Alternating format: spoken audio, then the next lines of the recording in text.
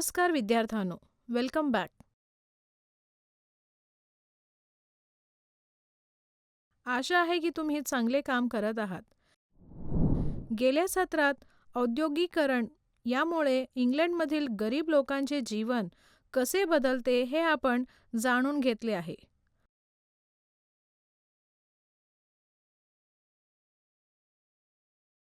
Early वर्क्सचे आंदोलन, लूड चळवळ, इयत्ता 9वी पासून सामाजिक आंदोलन चळवळ, सामाजिक अभ्यास या विषयातून अशाच काही चळवळी आणि त्यांच्या परिणामांविषयी बोलूया. लर्निंग आउटकम, आपण याबद्दल जाणून घेण्यास सक्षम असाल. समाजवाद,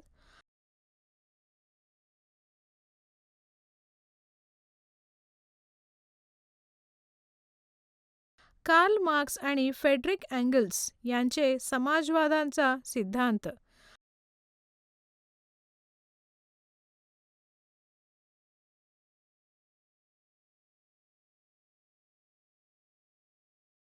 भारतातील समाजवादाचा प्रभाव.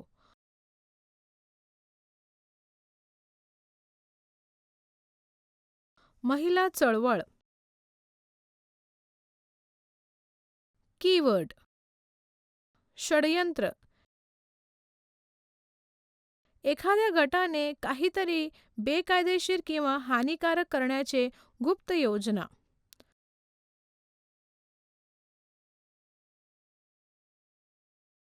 भांडवलशाही, एक आर्थिक आणि राजकीय व्यवस्था ज्यामध्ये एखाद्या देशाच्या वापर आणि उद्योग नफ्यासाठी खाजगी मालकाद्वारे नियंत्रित केले जाते. स्त्रीवाद, स्त्रियांना पुरुषांप्रमाणेच आर्थिक, सामाजिक आणि राजकीय अधिकार देण्याचे संघटित प्रयत्न. प्राच्य विद्यात अर्ज, पूर्व आशियातील देशांच्या भाषा, संस्कृती, इतिहास किंवा चालीरीती यांचा अभ्यास करणारा. क्रांतिकारक,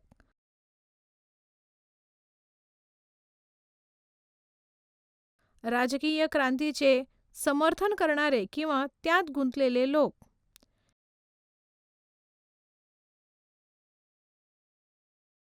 भेदभाव,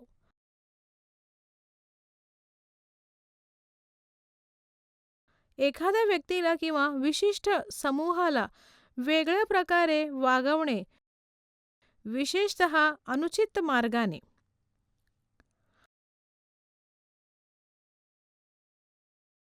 आपण संकल्पना नकाशा तपासूया.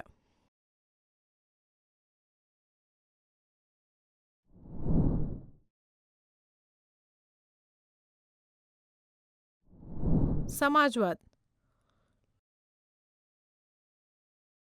लूडिझम आता सरकार आणि लष्कराहून दडपलेले जात होते.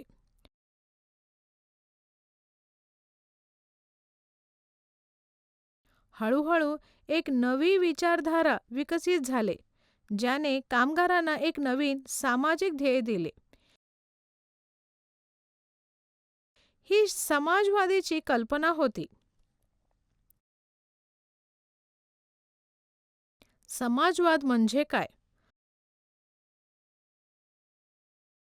समाजवाद संपत्ती आणि नैसर्गिक संसाधनावर खाजगी नियंत्रणाऐवजी सार्वजनिक मालकीचे आवाहन करतो. समाजवादी दृष्टिकोनानुसार व्यक्ती एकांतात राहत नाही किंवा काम करत नाही, तर एकमेकांच्या सहकार्याने राहतात.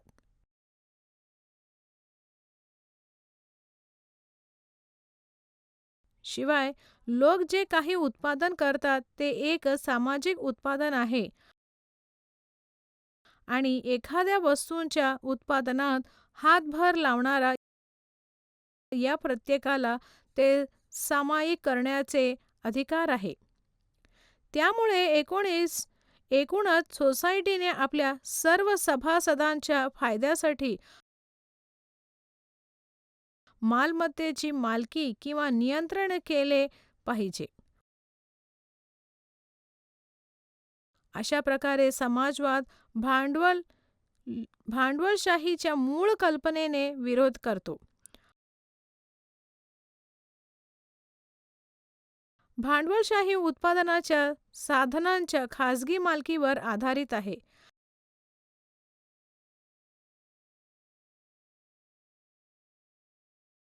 भांडवलशाही काही व्यक्तींना संपत्ती आणि सत्तेचा अयोग्य वाटप करतो आणि गरिबांसाठी पर्याय मर्यादित करतो.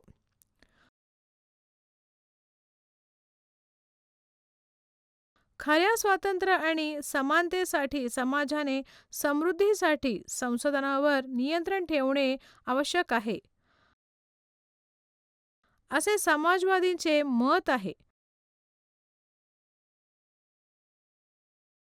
भांडवलशाहीची संपत्ती आणि सत्तेच्या वितरणामुळे व्यक्ती स्वातंत्र्य आणि संधीची समानता मर्यादित होते आणि कामगार वर्गाच्या निवडी मर्यादित होतात, असा त्यांचा युक्तिवाद आहे. साधन संपत्तीचे असमान वाटप होत असल्याने खऱ्या अर्थाने मुक्त स्पर्धा होऊ शकत नाही, असेही समाजवाद्यांचे मत आहे.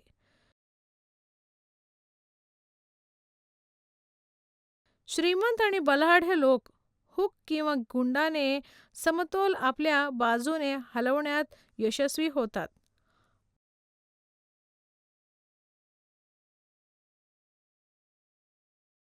प्लोटो किंवा थॉमस मूर यासारख्या युगानुयुगे अनेक विचारवंत मध्ये समाजवादी विचारांचे काही घटक दिसून येतात.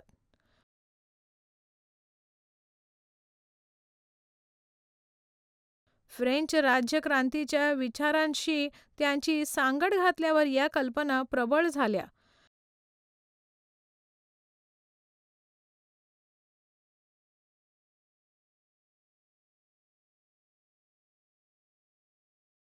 फ्रेंच राज्यक्रांतीचे कट्टर पुरस्कर्ते बाबेफ यांनी स्वातंत्र्य, समता आणि बंधुता प्रफुल्ल करण्यात क्रांती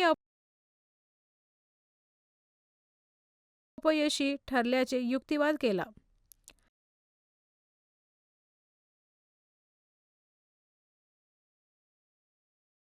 खाजगी मालमत्तेचा उच्चाटन करून जमिनीची समान उपभोग घ्यावा, अशी त्यांची बाजू होती.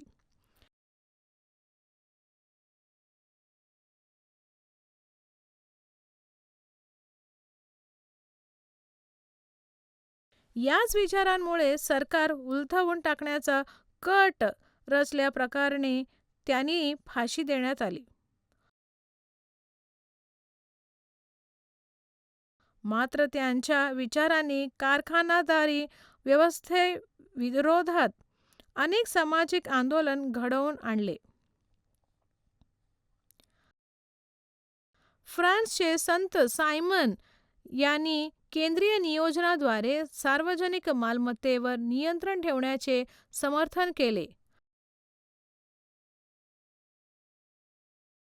अशा समाजाची कल्पना केली जिथे शास्त्रज्ञ, उद्योगपती आणि अभियंते सामाजिक गरजा ओळखतात आणि त्यानुसार नियोजन करतात. ओव्हेन या छोट्या उद्योगपतीने सामायिक मालकी आणि सामायिक श्रमासाठी सहकारी गावे निर्माण करण्याचे उद्दिष्ट ठेवले होते.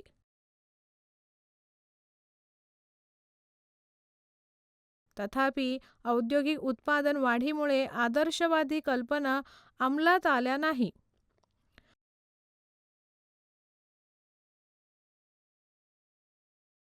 कार्ल मार्क्स व फ्रेडरिक एंगल्स यांनी औद्योगिक भांडवलशाही उत्पादनाचा अभ्यासावर आधारित समाजवादाचा सिद्धांत मांडला.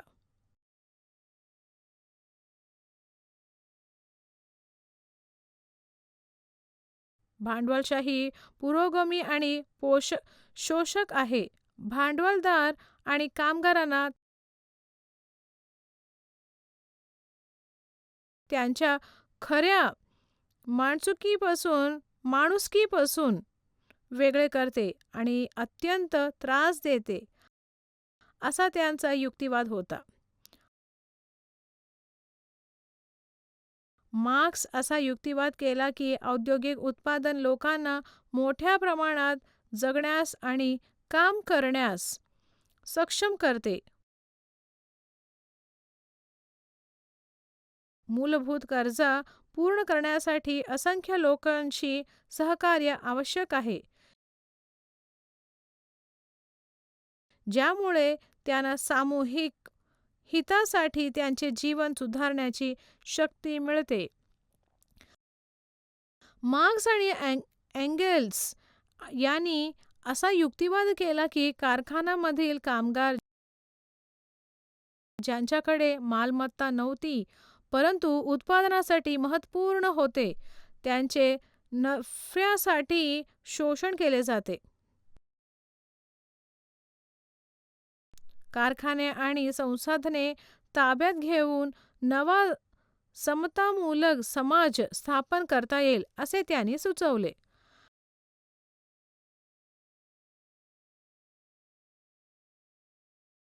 कामगारांनी स्वयंसंघटित व्हावे.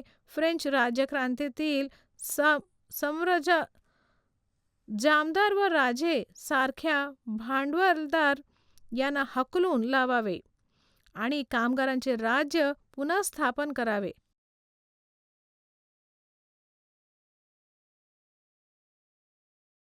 कारखाने व जमिनीची मालकी घ्यावी. समाजाला फायदा व्हावा, अशी त्यांची बाजू होती.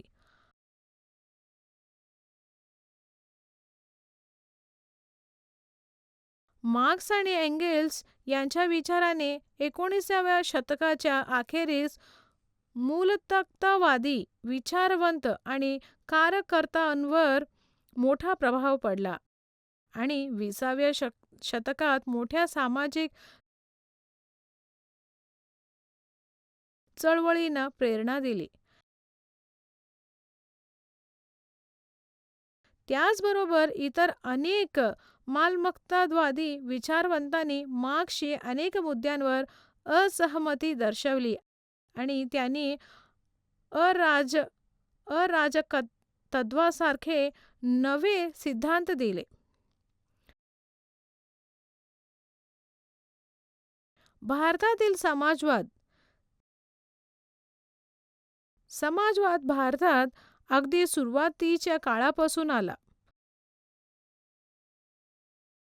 स्वामी विवेकानंद स्वतः युरोपियन आणि अमेरिकन विचारांनी प्रभावित होते.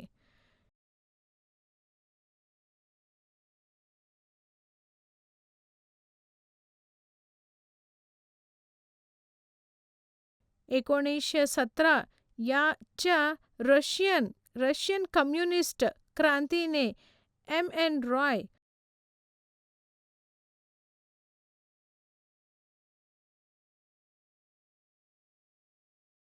भगतसिंग आणि जवाहरलाल नेहरू यांच्यासह भारतीय राष्ट्रवादाला प्रेरणा दिली.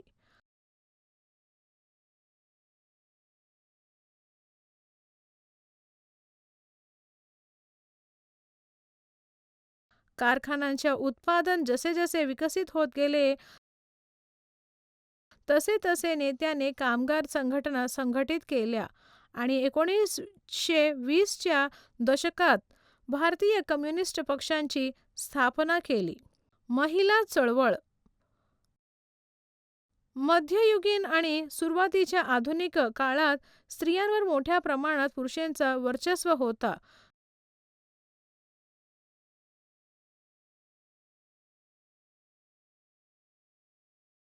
घरगुती काम आणि मर्यादित नागरी हक्कांपुरते मर्यादित होते.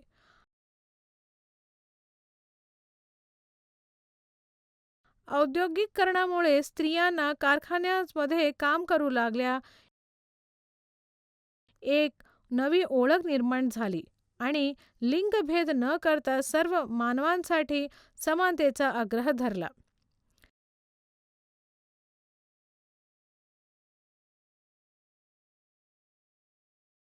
1791 मध्ये फ्रेंच स्त्रियांनी पुरुषांच्या हक्कांच्या घोषणेला विरोध केला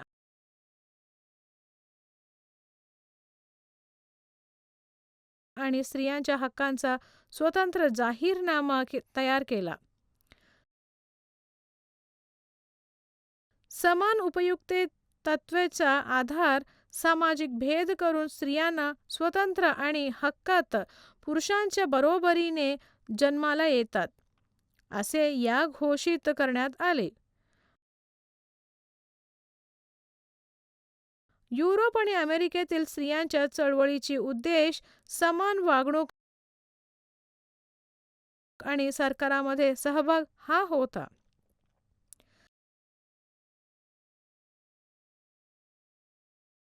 1830 ते 1870 या काळात इंग्लंडमधील स्त्रियांनी मतदानाचा हक्क मागितला.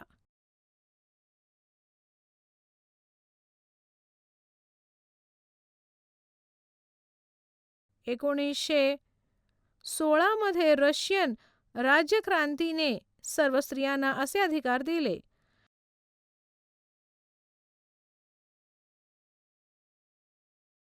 1928 पर्यंत इंग्लंडमधील सर्व प्रौढ स्त्रियांना हा अधिकार देण्यात आला, जो शेवटी बहुतेक लोकशाही देशांनी स्वीकारला.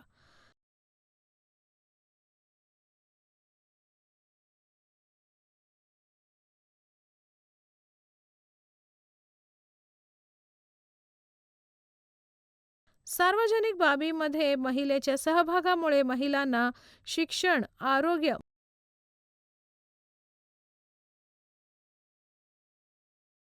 मालमत्तेचा हक्क आणि रोजगारातील असमान वागणुकीची जाणीव झाली.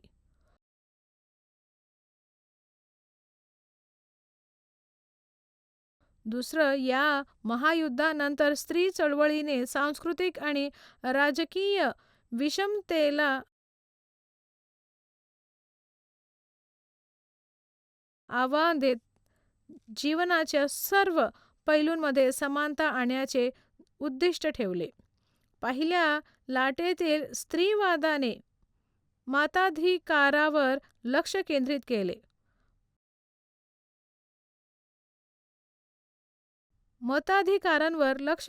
केले. तर दुसऱ्या लाटेच्या स्त्रीवादाचे उद्दिष्ट शिक्षण आणि आरोग्यातील भेदभाव संपवणे हे होते. 19व्या शतकातील भारतातील समाजसुधारकांनी सती प्रथा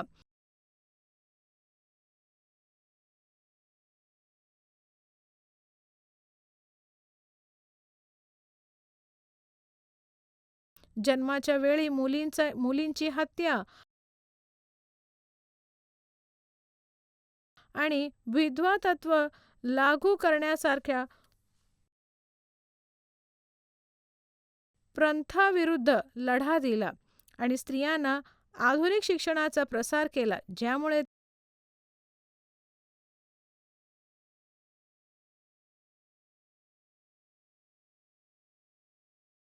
त्यांना सार्वजनिक जीवनात भाग घेणे आणि संघटित होणे शक्य झाले.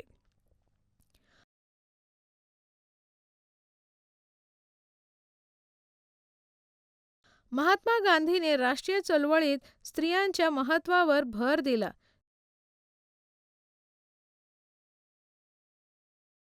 ज्यामुळे हजारो लोक सामील झाले आणि राष्ट्रवादी विचारांना आकार दिला.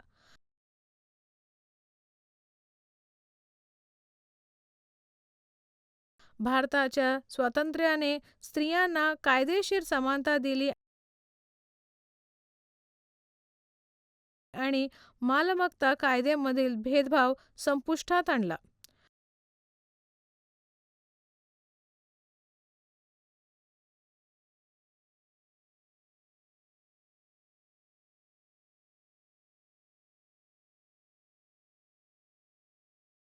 जागतिक स्तरावर कायदेशीर समानता प्राप्त झाली असली तरी भारतासह जगभरात स्त्रीला महिलांना अजूनही खऱ्या अर्थाने समानतेचा अभावच आहे. तर या व्हिडिओमध्ये आपण पाहिले आहे समाजवाद,